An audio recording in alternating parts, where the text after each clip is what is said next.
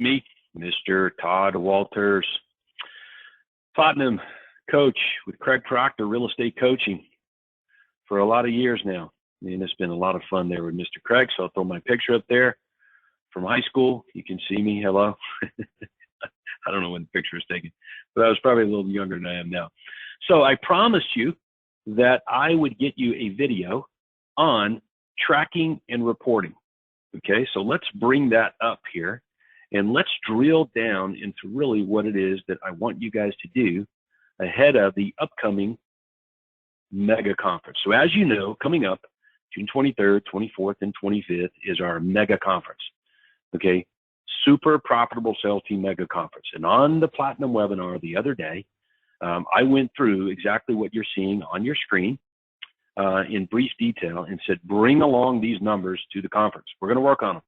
Okay, so I told you I'd follow up with an email and a video so you know exactly what you need to do and bring along with you. Okay, all right.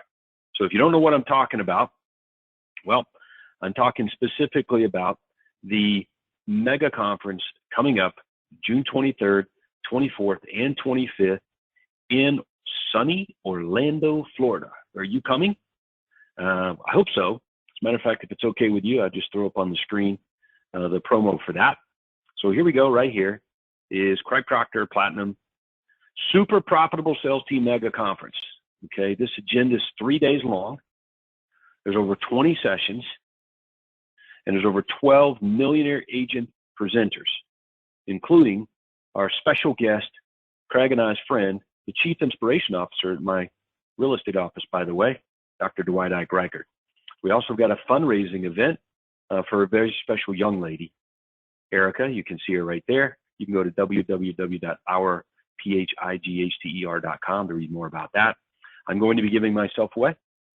TW for a day, man. You can win me, and all proceeds to benefit ourfighter.com, and specifically Erica and Hugo's family. So a lot going on over these 3 days. But I did mention on the webinar the other day that, hey, here's what I want you to do. I want you to bring along these numbers. So I'm going to take about 5 minutes here in this 10, 15-minute video and walk you through the importance of this.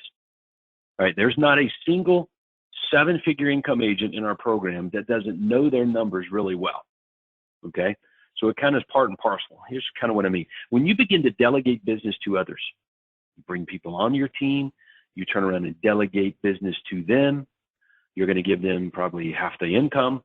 The other half of the income you're keeping, but you've got to pay all the bills on it. Operations, marketing, what else? Rent, labor, goodness gracious.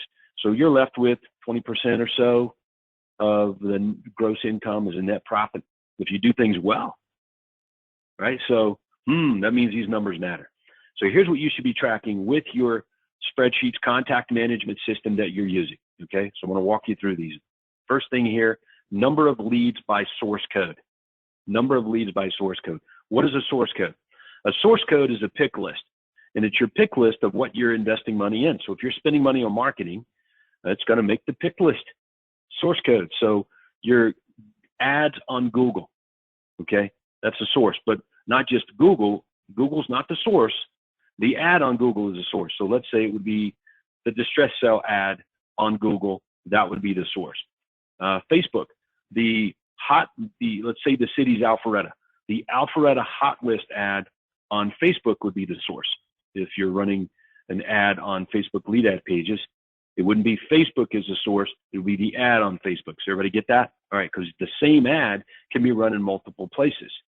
So for example, if I'm running 11 costly home inspection traps to know about weeks before listing your home for sale, if I'm running that editorial ad in the local newspaper, but I'm also running it in my farming newsletter, and I'm also running it as a Facebook ad, that's 3 places that ad's running. Okay, so what's the source? That ad in that media. So it'd be, if I got an ad from the newspaper, the editorial ad in the newspaper, it would be that editorial ad in whatever newspaper it came from would be the source. So you could see, you can end up with a pretty lengthy source code list to choose from. And each one of those sources are costing you money. So if I'm investing, say, $500 a month into the Alpharetta, Georgia hot list ad, on Facebook, $500 a month for that, okay, and I generate, let's say, 500 leads from that ad, that's one cost of $1 per lead, which is the next thing on here. So you got your number of leads by source code, and you got your cost of lead by source. Okay, so that's how you want to break this down. So everybody get that? Number of leads by source code, cost of each lead by source. Okay, all right. Next, number of buyer appointments set by source code.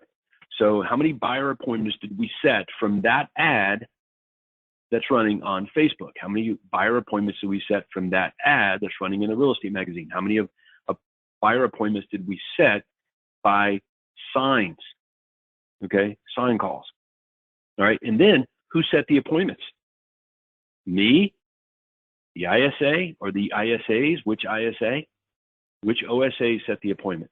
So you get number of buyer appointments set by source code and by agent. So by source code, by agent. You see that?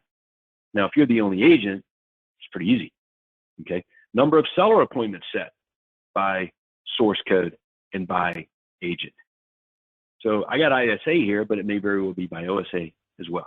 Okay, so we could just say number of buyer appointments set by source and by agent. Number of seller appointments set by source and by agent. Okay, and let's look at the next category. Number of buyer appointments that actually happened. How many buyer appointments have you set? Or how many buyer appointments has your ISA set? How many buyer appointments has your OSA set? And then the buyer not show up to the appointment, or it gets canceled. Okay, well, that's not an appointment. That's an appointment that you set, but it's not one that actually happened. So when we say make, or the appointment actually made, that means they showed up. So you could use the word showed up. You can see that right there in parentheses on this video. Is it big enough? Do I need to blow this up a little bit for you guys? Yeah. There we go. That's a little better. Heck, I can see that better. All right, so there you go. Number of buyer appointments made actually happened by source and by agent. This is important. Think about this. Let's say you got 3 agents, and you discover that when you give agent number 1 appointments that came in from your Alpharetta, Georgia hot list of homes Facebook ad running on Facebook, you gave all 3 of those agents appointments, say 3 appointments each from that one ad, and you discover that agent number 1 has a higher cancellation rate or no-show rate than agent number 3. Well, you're going to do something about it. You're going to drill down and find out what's happening. And when you do, maybe you discover the agent is calling back the prospects before the appointment and magically undoing them, right? That's why you track it. You have to monitor everything that goes on in your business. So these numbers and these categories that are on this list here reveal either that you are monitoring or you are not monitoring your business. So I want you to think of it this way. There are doers, people that are going to do the work, and there are people that are going to monitor the work. So there's both of those things going on in your business. There can never be people just doing the work without monitoring. I guess there can be, but it results typically in loss of income or not maximizing the opportunities that you're given. All right, so let's look at the next category. Now, the number of listing appointments made, okay, actually met with by source and by agent. Okay, let's throw a parentheses in there just to even this out. Okay, everybody see that? Number of listing appointments made actually happened by source code and by agent. How many listings did you get from a listing appointments actually happened? Meetings did you have from people that caught on your sign, that responded to your area home sales report ad that's being ran on Facebook, from the area home sales report ad that's running on a postcard, or that's running in your farming newsletter? Those are all different sources, same ad and all different sources, okay? So it's the ad plus the media, where it's being ran. That's the source. You guys get that. Who set the appointment, okay? Who went on the appointment? All right, so that's a lot to track, isn't it? So let's review.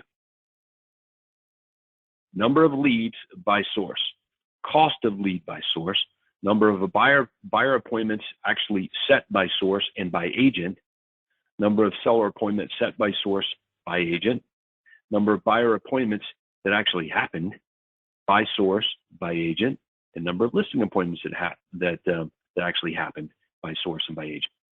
Okay, good. So you guys get that. Let's go to the next category. Agreements signed.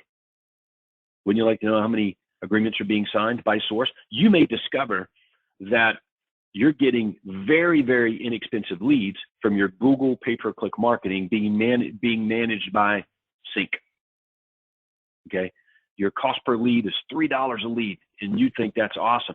But then when you drill down tracking and reporting, you discover that even though you're paying double for the cost per lead on your Facebook management for the same, for an ad, you end up getting more buyer agreements signed per appointment in the Facebook media.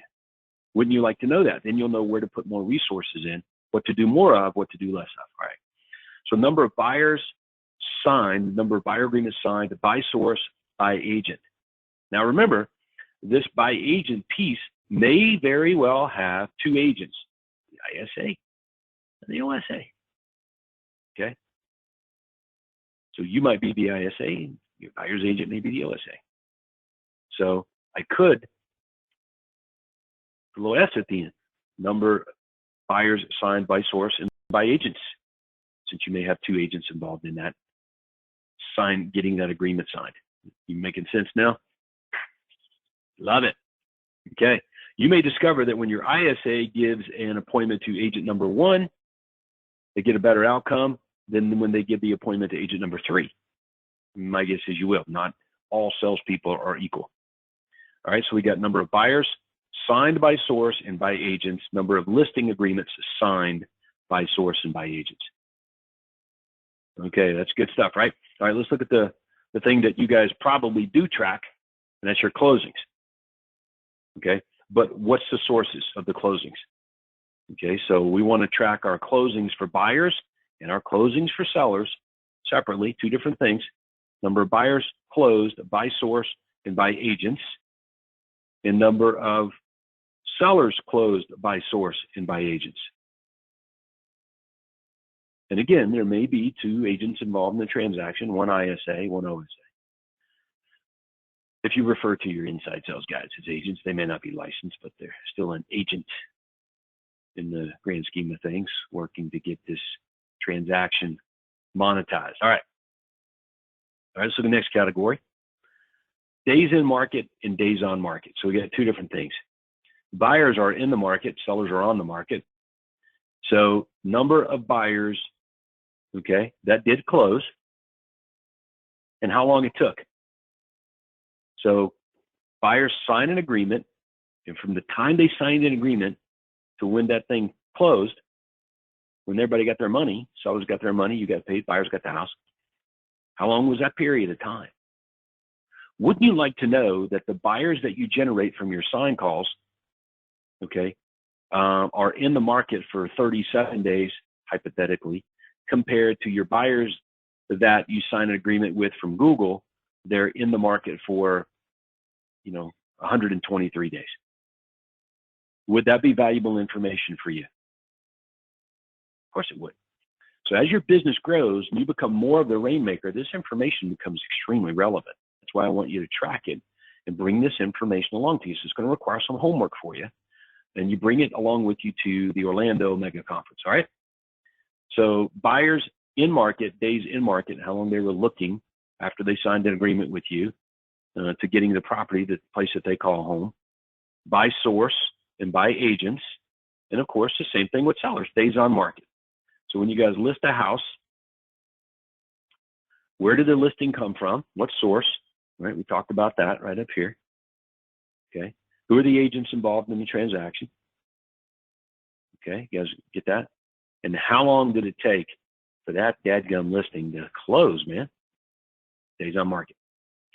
Now, some of you guys may measure days on market and days in market by from the time they sign the buyer agreement or listing agreement till the time they put a contract on a property. Because, in other words, they found a house, they put a contract on it. It may have taken 33 days to sign the agreement with you and sign a contract to purchase. But then it might take another 60 days for them to close on it. Okay, so you can determine how you want to measure that. If it starts from the time the agreement is signed, purchase the buyer agreement or listing agreement, till the time it closes, or till the time you sign your purchase and sell agreement. Okay, I like to go to the closing date because it ain't over until everybody's got their money or keys, right? All right. So now the next category, success rates. Success rates. Just because you get a listing signed does not mean it's going to sell. For most of us watching this video right now, yeah, absolutely. It happens almost all the time. But you've been in marketplaces where you get a listing agreement signed that doesn't necessarily equal the closing. Okay. So what is the success rate? I signed 10 listings, 2 of them canceled, or 2 of them expired, or 1 canceled, 1 expired, and 8 of them closed. What's that success rate? 80%. You got it. 80%. So you want success rates for both buyers and sellers by source code and by agents. All righty. So you want the success rates. That's really important, man. Wouldn't you like to know, speaking of success rates, wouldn't you like to know that you get less leads from editorial ads at a higher cost per lead, but every time they go under agreement, 90% of the time there's a closing, versus lower cost per lead, okay, from say Google, but when they go under agreement, the likelihood of them closing is 50%. So you tell me, now would you be more or less inclined to invest more in the editorial ads if you knew that? See, I know that. I've discovered that. The quality of the leads that we generate from editorial ads is about 3 times better than the quality of leads that come in from our Google ads. That's just a fact based on tracking and reporting. So that's why you may hear Craig Proctor or Todd Walters or your coaches say, hey, man, you really should be looking at these editorial ads if you can get them ran in your local newspapers. Less leads, higher cost per lead, but man, the likelihood of them closing is way higher. Okay, so anyway, that's our experience. So success rates for both buyers and sellers by source code, by agents. Okay. So, and last, cost per sale by source code. Cost per sale by source code. And I'm going to add and by agents. You will discover that some of your agents are far more productive than other agents.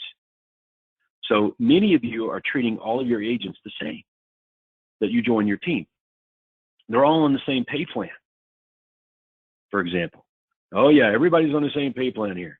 You get 50-50 and they get 50-50. There's no way I'm paying you any more money. But then upon closer examination of this tracking, you find that one of your agents is like 3 times more productive. 3 times more productive. So whatever they touch, it turns to sold, so to speak. Whereas the other agent is a third as productive as the other agent. So can you do something different with your pay plan for the more productive agent? The answer is heck yeah, and I'm still making a lot more money.